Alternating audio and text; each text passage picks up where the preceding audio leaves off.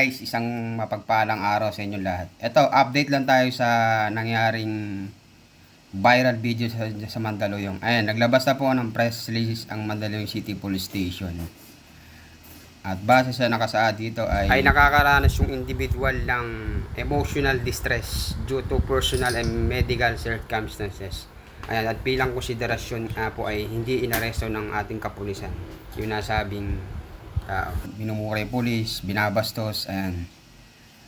Eto po, panoorin nyo rin po yung unang video na kung saan kaya pala hindi talaga pumasok yung mga pulis kasi nga ini-insist nung yan sa car wash yan na yun nga, private property yun, kaya hindi magawang pumasok ng pulis. Ayan, panoorin nyo po yung video. Ito po.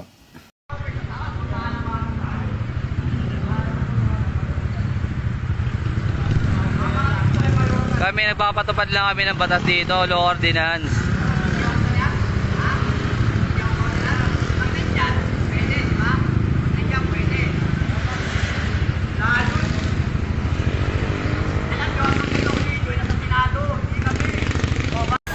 Bakit?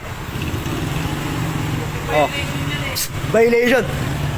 Ito, pag nasa mandatory tayo, pag ayan nandyan, ibig sabihin, public. Pag nandirito, private. O, di ba? Okay. Para magkalamanan tayo. Di tayo.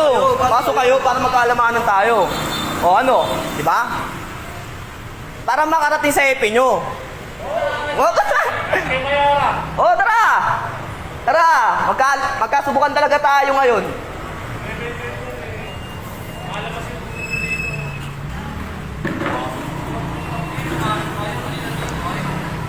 Ayun oh. Ayun sa amin oh. Kaway ka muna sa vlog ko, kaway ka muna. Ha? Oo. Hanapin mo ako doon.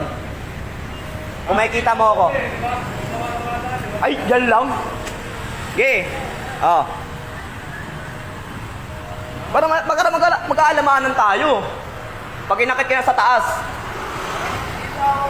Oh? Oh? Tawag mo muna. Tawag mo muna. O, tawag mo muna para magkaalamanan tayo. Ano? Naninindak ka porket naka-uniform kayo? Ha? Trabaho lang kami. Trabaho. Piece of order ang ano nyo, di ba? Piece of order. O. May ginawa ba yung violation dito? Wala.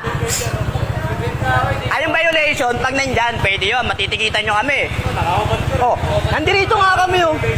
O, gusto mo, palit tayo. Palit tayo, dito kayo. O, dito kayo, palit nga tayo, dito nga kayo eh. Kayo magka-rush ng 24 hours, ano? Magkasubukan para maalam nyo kung gaano kahirap dito.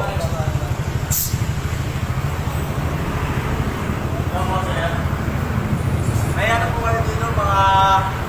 Pag ginagawa kayo sa taas, magkaalamanan tayo. Paparating na to kay Mayor talaga.